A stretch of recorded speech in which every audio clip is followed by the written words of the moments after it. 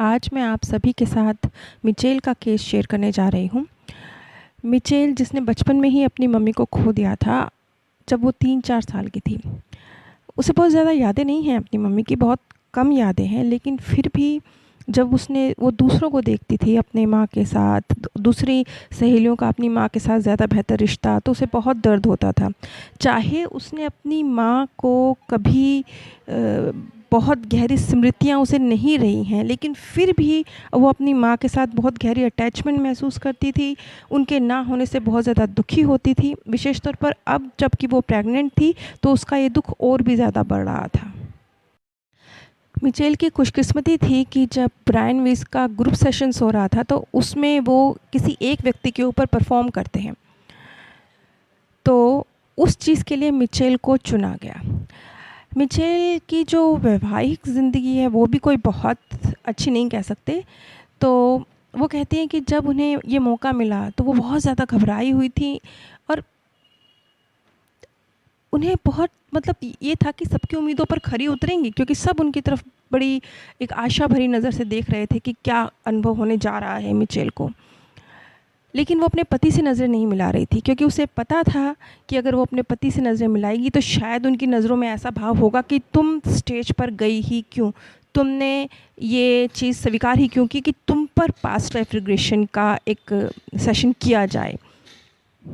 खैर, अपनी इन सब बातों को छोड़ते हुए उन्होंने सिर्फ़ अपना फ़ोकस उन लोगों पर रखा जिनका ब्रायन वीस द्वारा सफलतापूर्वक प्रतिगमन किया गया है। सिर्फ़ उनके चेहरे या उन्होंने याद किए और सिर्फ़ उन लोगों की तरफ जो दोस्ती का भरा व्यवहार उनके साथ कर रहे थे, आशा पूरी उम्मीद के साथ थे कि मिचेल का पास्ट लाइफ रिग्रेशन सक्सेसफुल होगा, सिर्फ़ उन लोगों की बातों पर ध्यान दिया। खैर, जब सेशन शुरू हुआ, तो उन्होंने अपने आप को ढीला छोड़ दिया और जितने भी उनके मन में सवाल थे, आशंकाएँ थी, उन्हें साइड करते हुए पूरी तरह से बस डॉक्टर वीस द्वारा जो निर्देश दिए जा रहे थे, उनको फॉलो करना शुरू कर दिया। इस रिग्रेशन में जो मिचेल ने देखा, सबसे पहले उन्होंने वो, क्योंकि 4 वर्ष की आयु की जब वो थी, 3-4 वर्ष की आयु की, तभी उनकी मम्मी का स्वर्गवास हो गया था। तो उन्होंने स्पष्ट रूप से अपने आप को अपनी मम्मी के साथ देखा, तब जब वो 3 साल की बच्ची हुआ करती थी। उनकी मम्मी, जिनके बहुत गुलाबी से गाल थे, गालों की हड्डियाँ उभरी हुई थीं और बिल्कुल लाल-लाल सेबों जैसे उनके गाल मालूम पड़ते थे और उनकी मुस्कुराहट बहुत खूबसूरती थी। हर व्यक्ति की अपनी एक खूबी होती है ना, तो उसकी मम्मी की ये खूबी थी कि हमेशा उनके चेहरे पर एक बड़ी-सी स्माइल रहती थी। चाहे कुछ भी हो जाए, उनकी स्माइल कभी उनके चेहरे से ख़त्म नहीं होती थी। तो वो जो उनकी मम्मी का चेहरा, अब ज़्यादा गहरा उन्हें याद भी नहीं है, लेकिन उस रिग्रेशन में उन्होंने स्पष्ट देखा और उन्होंने देखा कि वो एक 3 साल की बच्ची हैं, एक छोटी-सी कुर्सी पर बैठी हैं और उन्हें उनकी मम्मी एप्पल सॉस खिला रही है। ये वो यादें हैं जो बिल्कुल एकदम मिचेल के बचपन की यादें हैं, जो आज उसे बहुत अच्छी तरह याद भी नहीं हैं। उस वक़्त वो बच्ची हुआ करती थी, जब ये पल उसने अपनी मम्मी के साथ जिए थे।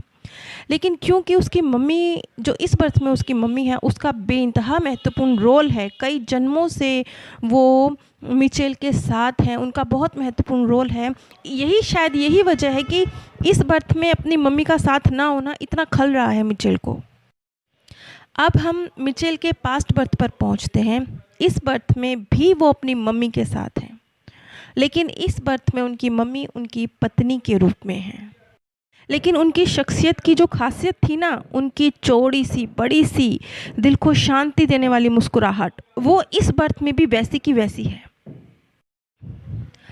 अपने पास्ट बर्थ में जो मिचेल ने देखा, उसने जब अपने पैरों पर नज़र डाली, नीचे की तरफ, ज़मीन की तरफ देखा, तो उसने देखा कि बिल्कुल धूल से भरे हुए, लथपथ, धूल से लथपथ नंगे पैर हैं ज़मीन पर और कमर के ऊपर कुछ भी नहीं है, बस एक पैंट पहनी हुई है। वो भी ऐसे लगता है जैसे पैंट भी नहीं, एक निक्कर जैसा पहना हुआ है, वो शायद बोरे से सिला हुआ है। बहुत खुरदुरा कपड़ा है, बहुत ही गंदा सा कपड़ा है, मिट्टी से सराबोर कपड़ा है। इस तरह के कपड़े उन्होंने पहने हुए हैं और उनके जो हाथ हैं, वो भी बहुत बड़े बड़े, भारी भारी, मजबूत, मोटी मोटी उंगलियां, लेकिन खुरदुरा हाथ, और कालिख लगी हुई है हाथों पर, हथेलियों पर जैसे दरारें पड़ गई हों मोटी मोटी। जैसे वो मज़दूर बहुत काम करते हैं तो उनकी हाथ बहुत रफ़ हो जाते हैं ना, कुछ इसी तरह से ऐसे लग रहे हैं नाखूनों में गंदगी भरी हुई है। साफ तौर पर पता चल रहा है कि ये किसी ऐसे व्यक्ति के पैर हैं, किसी ऐसे व्यक्ति के हाथ हैं जो बहुत सख्त मजदूरी करता है। और ये थी मिचेल खुद। उस बर्थ में उन्होंने अपने आप को एक मज़दूर के रूप में देखा। जैसे बंदरगाहों पर जहाज़ आते हैं, उनसे सामान उतारा चढ़ाया जाता है, इस तरह की मज़दूरी करने वाला एक व्यक्ति। लकड़ी के बड़े बड़े ड्रम रखे हैं, समुद्र का किनारा है, और शायद ये 1689 के आसपास का वक्त है, और शायद ये बार्सिलोना है।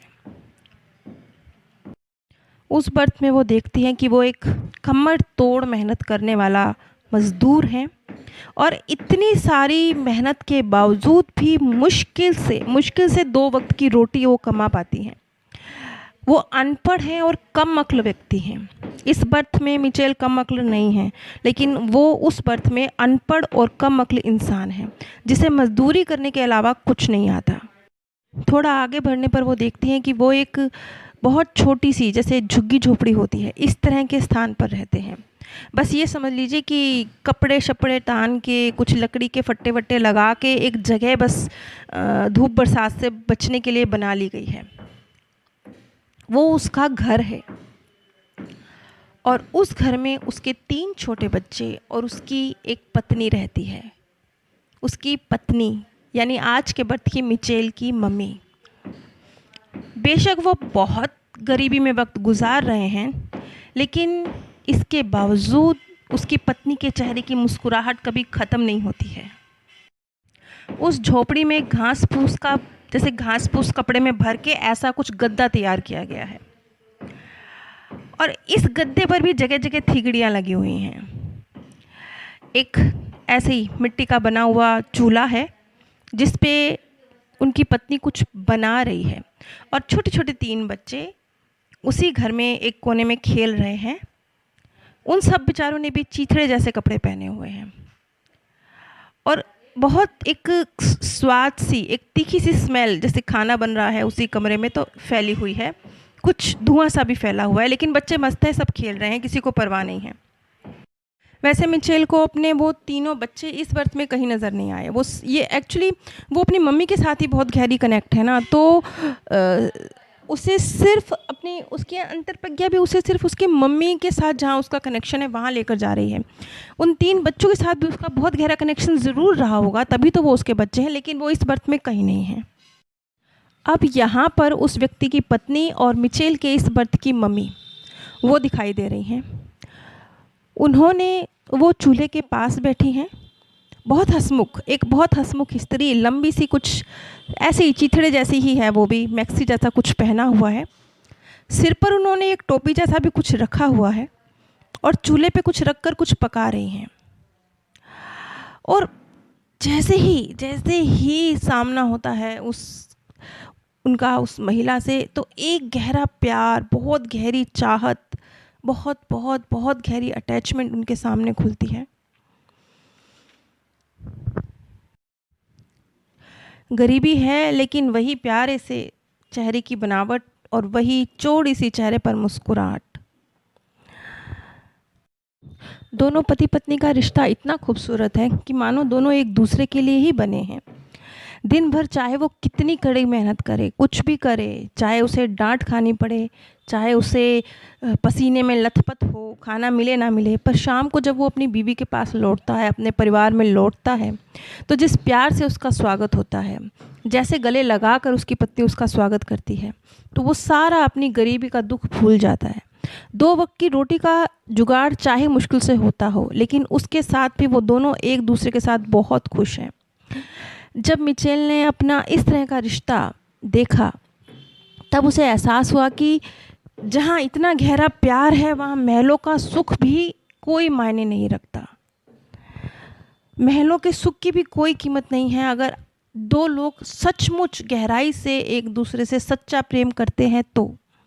यही वजह है कि कई बार आपने देखा होगा कि चाहे आर्थिक स्थिति में कितना मर्जी डिफरेंस हो, अगर दो लोग एक दूसरे से प्रेम करते हैं, सचमुच सच्चा प्रेम करते हैं, वो टेम्परेरी आकर्षण नहीं, तो वो एक दूसरे के साथ एक खुशगवार ज़िंदगी गुजार पाते हैं। इस चीज़ को देखते हुए मिचेल को एहसास हुआ कि इस जन्म में जो उनका अपने पति के साथ रिश्ता है वो कितना, मतलब इसके मुकाबले में कितना निचले स्तर का है। जो इस बर्थ में उनकी वैवाहिक ज़िंदगी है वो बस ठीक ठाक ही है, दोनों में इतना गहरी अटैचमेंट नहीं है। खैर, इसी बर्थ में थोड़ा आगे जाते हुए जब उन्होंने देखा कि वही गरीबी का माहौल है, वही झोपड़ी है, वहीं प्यारे से मासूम से 3 बच्चे उस घर में हैं, लेकिन जो वो व्यक्ति है यानी वो खुद बहुत दुख से भरी हुई है। इसलिए क्योंकि सामने वो जो घास फूस का गद्दा है उस पर उसकी पत्नी जो कि बहुत बीमार है वो लेटी हुई है। उसके पास इतना पैसा नहीं है कि वो उसका इलाज करा सके, उसके लिए कम से कम एक कंबल खरीद सके, उसको भरपूर खाना दे सके, तो उसका इलाज कराना तो बहुत दूर की बात है। जो हर वक्त मुस्कुराने रहने वाला चेहरा है वो बिल्कुल मुरझा गया है, बिल्कुल अंदर से ख़त्म हो गया है। लेकिन वो अपने आप को कोस रहा है कि मैं कितना गंदा पति हूँ जो इस बीमारी की हालत में अपनी पत्नी को इलाज तक नहीं करा सकता। इन्हीं हालातों में उसकी पत्नी की मृत्यु हो जाती है। अपनी पत्नी की मृत्यु के बाद होना तो ये चाहिए था कि वो अपने छोटे 3 बच्चे, उनको उनकी माँ की कमी भी पूरी करने की कोशिश करता, लेकिन बजाय इसके वो एकदम जड़ हो गया। काम तो वो करता था बस इसलिए कि पेट पालने के लिए करना है, काम वो करता था, लेकिन बच्चों के प्रति बस बच्चे यूं ही खाना खा रहे थे और बड़े हो रहे थे, बच्चों के प्रति वो बिल्कुल ही अनजान हो गया था। बच्चों को जो प्यार माँ के जाने के बाद मिलना चाहिए था, जो वक्त मिलना चाहिए था, जो उनकी ज़रूरतें अब सिर्फ अपने पिता के भरोसे रह गई थी, वो सब वो पूरी नहीं कर पा रहा था। एक जैसे वो क्या कहते हैं, कर्तव्य विमूढ़ता आ जाती है ना, अपने कर्तव्यों से भागने की प्रवृत्ति, ये कुछ इस तरीके का इंसान बन गया था। अपने ही दुख में मस्त है और आसपास के लोग कितना डिस्टर्ब हो रहे हैं, बच्चों को उनकी ज़रूरत है, उस पर पूरा ध्यान केंद्रित नहीं कर पा रहा। ये चीज़ हमने पिछली कई कड़ियों में भी समझी है कि जीवन का कोई भी दुख इतना बड़ा नहीं होता कि वो आपसे जीवन की खुशी छीन ले। उस वक्त मिचेल को चाहिए था कि वो अपने इस दुख को साइड में रखते हुए अपने बच्चों पर ध्यान दे, लेकिन उसने उस बर्थ में ऐसा बिल्कुल नहीं करा। यही चीज़ देखिएगा इस बर्थ में भी रिपीट हो रही है। इस बर्थ में भी मम्मी चली गई है तो वो मम्मी को गए हुए लंबा अरसा हो गया, लेकिन मिचेल आज भी मम्मी की यादों में है, मम्मी के जाने के दुख में है। जो पास्ट है, जो गुजर गया, जो निश्चित है, जो बदला नहीं जा सकता, उसके साथ अटैच है। यही काम उसने पिछले बर्थ में किया है और यही काम वो इस बर्थ में कर रही है। ये रिपीटेशन चल रही है। ये क्यों चली है, ये रिपीट क्यों हुआ है? ये रिपीट चीज़ इसलिए हुई है क्योंकि उस बर्थ में उसने उस चीज़ को नहीं सीखा। अगर आप एक क्लास में कोई चीज़ नहीं सीख पाते हैं तो आप फेल हो जाते हैं, फिर उसी तरह का लेसन आपको उसी नेक्स्ट क्लास में उसी क्लास में रिपीट करना पड़ता है। जब तक आप क्लियर नहीं कर लेंगे अपना एग्ज़ाम, आप नेक्स्ट क्लास में नहीं पहुंचेंगे। तो अब जैसे मिचेल है, मिचेल ने जो अपनी एक तरह से अपने दुख की वजह से कर्तव्यों से भागना, वो जो किया, वो चीज़ इस बर्थ में फिर से रिपीट हो रही है। इस बर्थ में भी वो पास्ट में अटकी हुई है। अगर उस बर्थ में उसने अपने पत्नी के जाने के दुख से उभर कर अपने बच्चों की सही टेक केयर की होती ना, तो आज के बर्थ में अपनी मम्मी के जाने के दुख से जो वो जूझ रही है वो ऐसे नहीं जूझती, क्योंकि ये लेसन वहीं का वहीं ख़त्म हो गया होता। वहीं का वहीं नहीं ख़त्म हुआ, तभी तो इस बर्थ में ट्रांसफ़र हुआ और एक बार फिर से रिपीटेशन चल रही है। खैर, इसी तरह से उस बर्थ में मिचेल की मृत्यु हो जाती है और वो भी एक एक्सीडेंट में उसकी मृत्यु होती है। एक बड़ा सा ड्रम, जैसे वो ड्रम उठाने का कार्य करता था जहाज में, तो भाव शून्य तो वो हो ही गया था, उसे आसपास का कोई ध्यान तो रहता ही नहीं था, अपने ही दुख में रहता था। तो इसी तरह से बेख्याली में कुछ उससे गलती हुई और एक ड्रम लुढ़कता हुआ उसके सीने से होकर गुजर गया।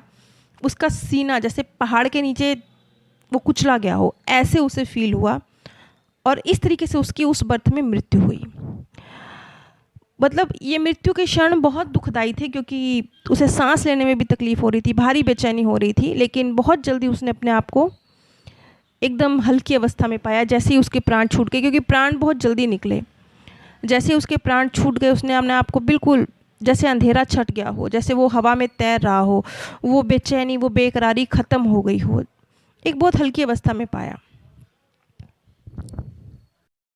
अपनी मृत्यु के बाद की अवस्था में उसने एक बहुत चमकीला, बहुत तेज़ प्रकाश देखा जो उसके बिल्कुल सामने था, और वो उसी की तरफ बढ़ा चला जा रहा था। जैसे हर तरफ धुंध है, लेकिन बीच में वो बहुत तेज़ प्रकाश है, जैसे वो एक नई संसार में चला गया हो। ऐसा संसार जहाँ हर रंग मौजूद है, ऐसी खूबसूरती जो मनुष्यों के लिए कल्पना करने भी संभव नहीं है, वो रंग जो हमने पृथ्वी पर कभी नहीं देखे।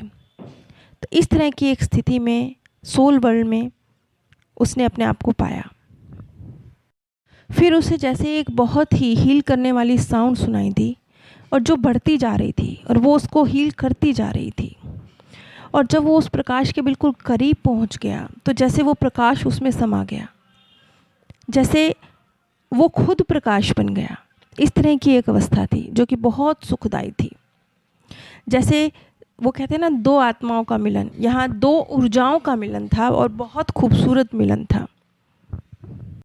और वहीं उसकी मुलाकात अपनी पत्नी से, और इस बर्थ की अपनी माँ से होती है।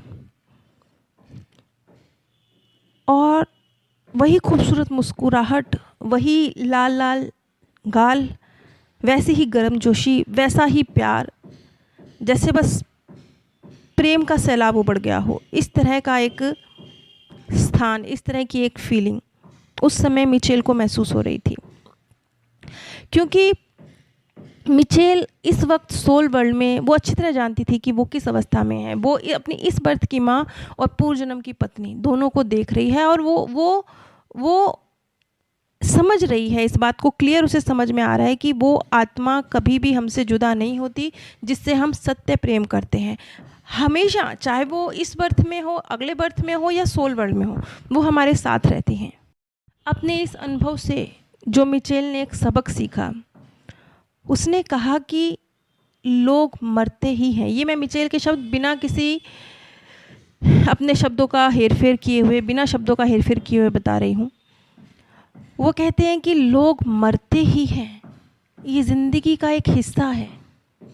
लेकिन किसी के भी चले जाने का मतलब ये नहीं होता कि बाकी लोग जीना छोड़ दें। मेरी पत्नी के चले जाने के बाद मेरे बच्चों को पहले से ज़्यादा मेरी ज़रूरत थी, लेकिन मैं तो अपने दुख में डूबा रहा। किसी अपने की मौत पर दुखी होना बिल्कुल स्वाभाविक है, लेकिन उस दुख को दिल से लगा लेना और ज़िंदगी को बेजार बना लेना, ये बिल्कुल सही नहीं है। सत्य को स्वीकार करके आगे बढ़ना ही होता है। ये सबक मिचेल के वर्तमान जन्म का भी सबक था, क्योंकि अभी भी वो जो अटकी हुई थी ना अपनी मम्मी के जाने में, वो उससे उसको लिए बाहर निकलना ज़रूरी था। मृत्यु एक सत्य है, इसे स्वीकार करना ज़रूरी था। हमारे प्रियजन कभी हमसे जुदा नहीं होते, इस समझ को डेवलप करना ज़रूरी था। आप निश्चिंत रहिए, हमारा पुनर्मिलन बार बार होता है। हम अपने प्रियजनों से कभी कभी कभी जुदा नहीं होते हैं। सिर्फ शरीर नष्ट होते हैं, लेकिन आत्माओं का मिलन बार बार होता है। नीचे डिस्क्रिप्शन बॉक्स में मैंने अपने दोनों चैनल्स का लिंक आप सभी के साथ शेयर किया है। आप सभी पर परमात्म सौंदर्य, प्रेम और आनंद सदैव बरसता रहे। आप सभी दिव्य परम धाम में स्थान